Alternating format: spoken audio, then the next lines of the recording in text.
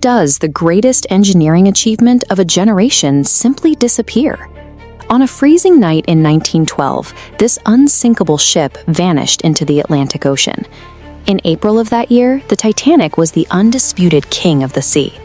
At over 880 feet long, it was the largest passenger ship ever constructed. Inside, it was a floating palace. The halls were filled with music, fine dining, and some of the wealthiest people on the planet. The public and the press believed this vessel represented absolute mastery over the elements. They were entirely confident that it was unsinkable. But the ship's end was a sequence of specific choices about speed, engineering tolerances, and emergency supplies that collapsed one after another. The first failure started with a schedule. Pushed by the desire for a spectacular early arrival in America, the crew kept the massive vessel moving at near top speed across the ocean.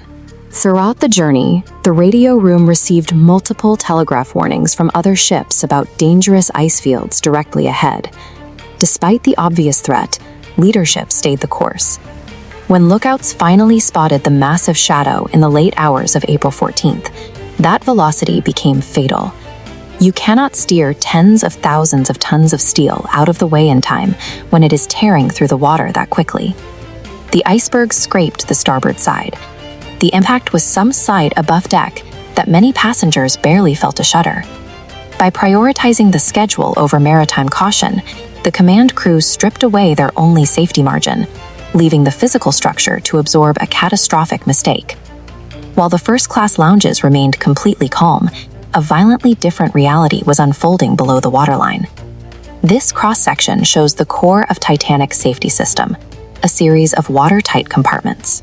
On paper, the ship could stay afloat even with 4 of these sections completely flooded, but the iceberg scraped along the hull, tearing a continuous gash that breached 6 distinct compartments. Because the watertight walls did not reach all the way up to the main deck, physics took over. As water rapidly filled those 6 forward sections, the massive weight pulled the bow down, causing the freezing ocean to spill over the tops of the bulkheads and flood the rest of the ship. With 6 sections breached, the engineering safeguards were bypassed entirely.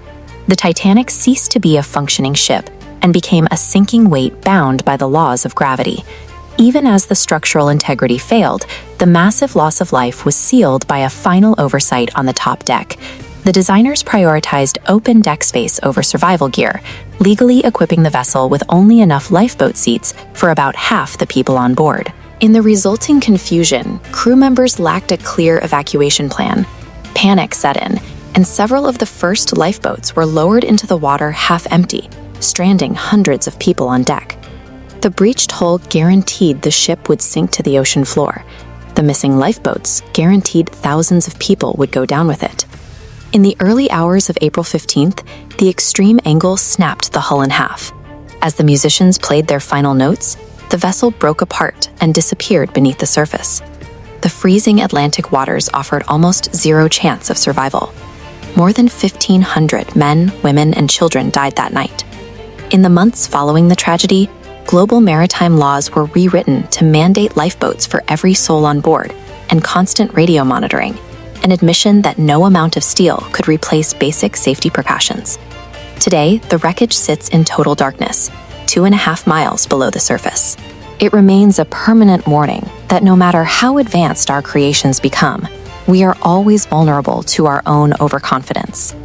When you look back at this chain of errors, the excessive speed, the compartment design, or the lack of lifeboats, which failure do you think is the most unforgivable? Let us know down in the comments.